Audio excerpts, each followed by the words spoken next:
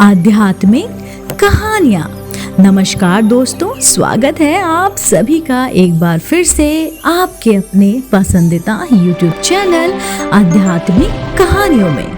दोस्तों, अब तक आपने सुना राम और भरत का मिलाप। जी हाँ, किस तरीके से भरत और शत्रुघ्न अपनी पूरी पलटन यानी कि अयोध्या वासियों के साथ भैया राम को ढूंढने के लिए वन में निकले।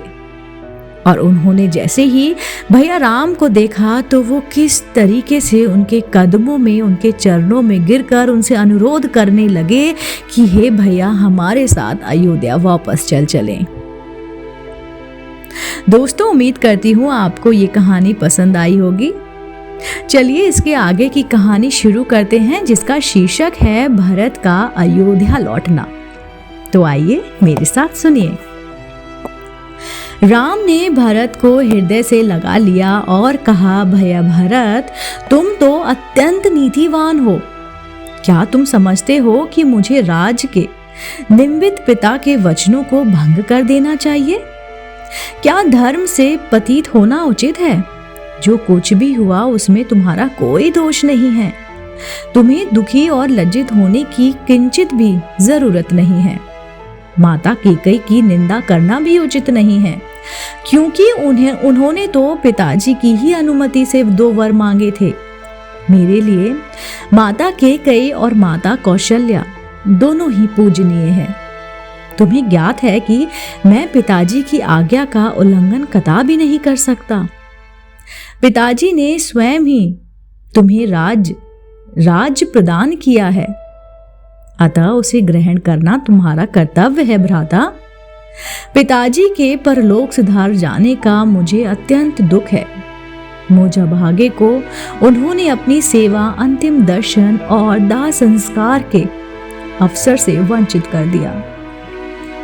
कहते कहते राम के नेत्रों से अश्रुधारा बह चली। फिर उन्होंने सीता से जाकर कहा, प्रिय, पूज्य पिताजी स्वर्गलोक सिधार गए। तत्पश्चात लक्ष्मण को संबोधित करते हुए वो बोले, भैया, अभी अभी मुझे ये समाचार भरत से प्राप्त हुआ है कि हम पितृविहीन हो गए हैं। इस सूचना को सुनते ही सीता और लक्ष्मण बिखल बिखल कर रो पड़े। इसके पश्चात राम ने प्रयासपूर्वक धैर्य धारण किया और सीता तथा लक्ष्मण के साथ मंदाकिनी नदी के तट पर जाकर पिता को जलांजलि दी।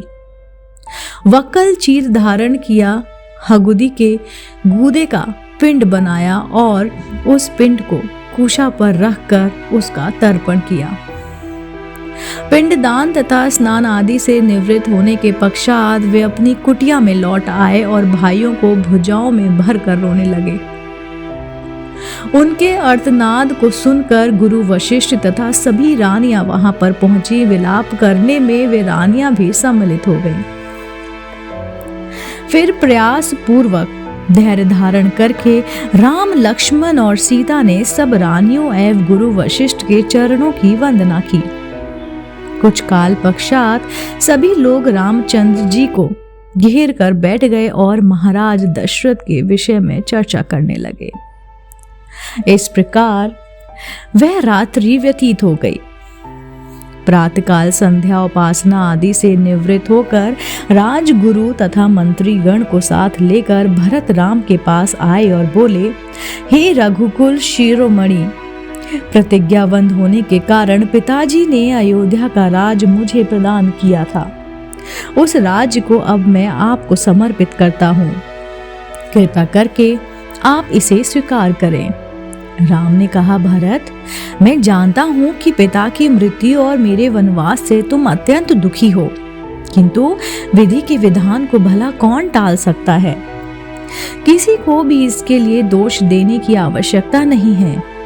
संयोग के साथ वियोग का जन्म और उसके साथ मृत्यु का संबंध तो सदा से ही चला आ रहा है।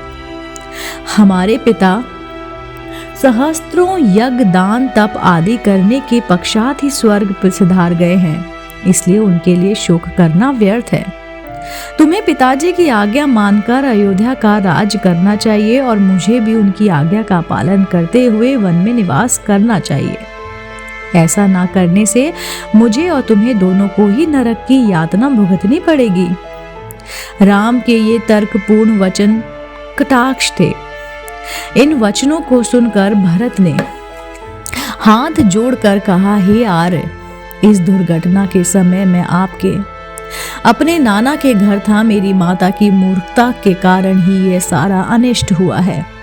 मैं भी धर्माधर्म का कुछ ज्ञान रखता हूँ, इसलिए मैं आपके अधिकार का अपहरण कदापि नहीं कर सकता। आप क्षत्रिय हैं और क्षत्रियों का धर्म जटा धारण करके तपस्वी बनना नहीं, अपितु प्रजा का पालन करना है। आपसे आयु, ज्ञान, विद्या आदि सभी में मैं छोटा हूँ, पर मैं सिंहासन पर कैसे बैठ सकता हूँ? इसलिए आपसे प्रार्थना करता हूँ कि आप राज सिंहासन पर बैठकर मेरे माता को लोक निंदा से और पिताजी को पाप से बचाइए, अन्यथा मुझे भी वन में रहने की अनुमति दीजिए। रामचंद्र ने भरत को फिर से समझाते हुए कहा, पिताजी ने मुझे राज प्रदान किया है और मुझे 14 वर्ष के लिए वनवास की आज्ञा दी है। तुम पिताजी की आज्ञा का पालन करो, क्योंकि वो चाहते थे कि तुम अयोध्या के राजा बनो। जिस प्रकार मैं उनके वचनों पर श्रद्धा रखकर उनकी आज्ञा का पालन कर रहा हूँ, उसी प्रकार तुम भी उनकी आज्ञा को अकटाक्ष मानकर अयोध्या पर शासन करो।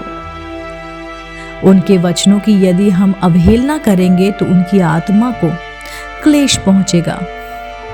तुम्हें राजकार्य में समुचित सहायता देने के लिए शत्रुघ्न तुम्हारे ही तो साथ है। पिताजी को अपनी प्रतिज्ञा के ऋण से मुक्ति दिलाना अब हम चारों भाइयों का कर्तव्य है।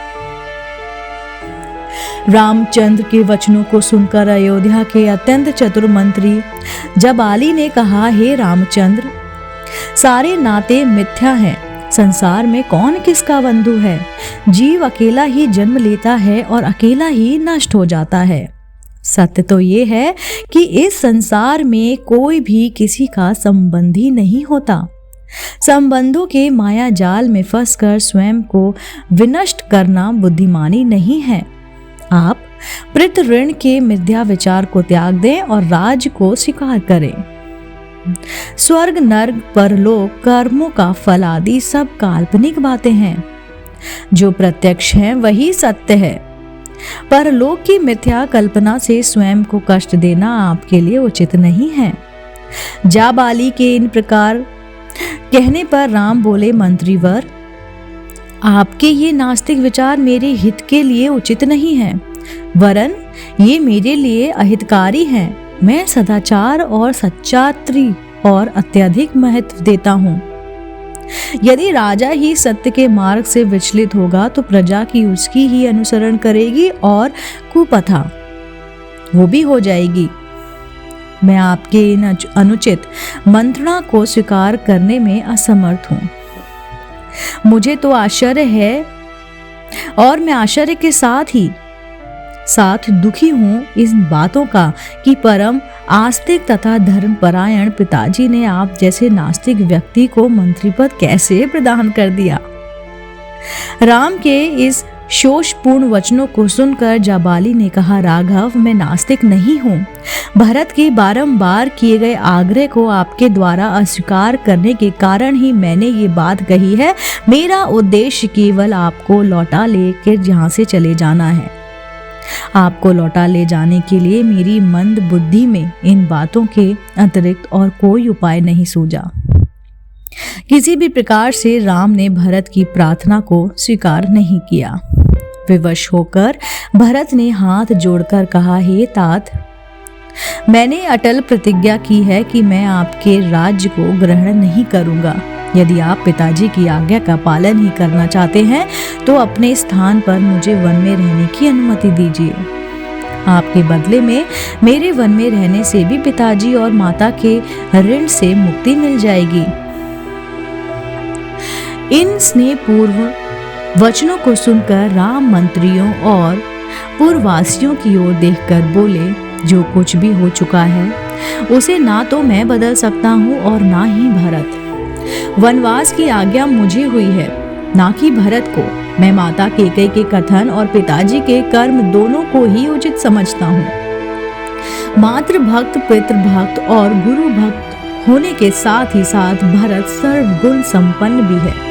अंत उसका ही राज्य करना उचित है। जब राम किसी भी प्रकार से अयोध्या लौटने के लिए राजी नहीं हुए तो भरत ने रोते हुए कहा, भैया, मैं जानता हूँ कि आपकी प्रतिज्ञा अटल है, किंतु यह भी सत्य है कि अयोध्या का राज भी आपका ही है। अंत आप अपनी चरण पादुकाएं मुझे प्रदान करें, मैं उन्हें अयोध्या के राज सिंहासन पर प्रविष्ट करूंगा। उन्होंने बोला और स्वयं वक्कल धारण करके ब्रह्मचार्य व्रत का पालन करते हुए नगर के बाहर रहकर आपके सेवक के रूप में राजकाज चलाऊंगा। 14 वर्ष पूर्ण होते ही यदि आप अयोध्या नहीं पहुंचते तो मैं स्वयं को अग्नि में भस्म कर दूंगा। यही मेरी प्रतिज्ञा है। रामचंद्र जी के भरत को हृदय से लगाकर उन्होंने अपनी पादुकाएं दे दी। फिर शत्रुघ्न को समझाते हुए बोले, भैया, माता कैकेयी को कभी अपशब्द कहकर उनका अपमान मत करना। इस बात को कभी ना भूलना कि वे हम सबकी पूज्य माता हैं। तुम्हें मेरी ओर और सीता की शपथ है। फिर माताओं को धैर्य बंधाकर सम्मान पूर्वक सबको विदा किया। श्री राम जी की चरण पादुकाओं के साथ भरत और शत्रुघ्न रथ पर सवार हुए। उनके पीछे अन्य अनेक रथों पर माताएं, गुरु, पुरोहित, मंत्रीगण तथा अन्य पुरवासी चले। सबसे पीछे सेना चली। उदास मन लिए हुए सब लोग 3 दिन में अयोध्या पहुंचे। अयोध्या पहुंच जाने पर भरत ने गुरु वशिष्ठ से कहा, गुरुदेव, आपको तो ज्ञात ही है कि अयोध्या के वास्तविक नरेश राम हैं। उनकी अनुपस्थिति में उनकी चरण पादुकाएं सिंहासन की शोभा बढ़ाएंगी। मैं नगर से दूर नंदीग्राम में पर्णकुटी बनाकर निवास करूंगा और वहीं से राजकाज का संचालन करूंगा। फिर वे नंदीग्राम से ही राम के प्रतिनिधि के रूप में राज का कार्य संपादन करने लगे। दोस्तों, उम्मीद करती हूँ आपको मेरे द्वारा सुनाई गई कहानी भरत का अयोध्या लौटना पसंद आई होगी। अगर आप ऐसी ही धार्मिक और पौराणिक कहानी कथाएं सुनना पसंद करते हैं तो आप मेरे चैनल अध्यात्मिक कहानी को तुरंत लाइक कीजिए, शेयर कीजिए और सब्सक्राइब करना बिल्कुल ना भूलिए। मैं आपके समक्ष इसका अगला भाग, जिसका शीर्षक होगा महर्षि अंत्री का आश्रम, जल्द ही इसी चैनल द्वारा आप तक पहुंचाती रहूंगी। आप देख रहे थे आपका अपना पसंदीदा YouTube चैनल आध्यात्मिक कहानियां। अगर आप भी राम भक्त हैं तो एक बार मेरे साथ कहिए, जय सिया राम, जय जय हनुमान।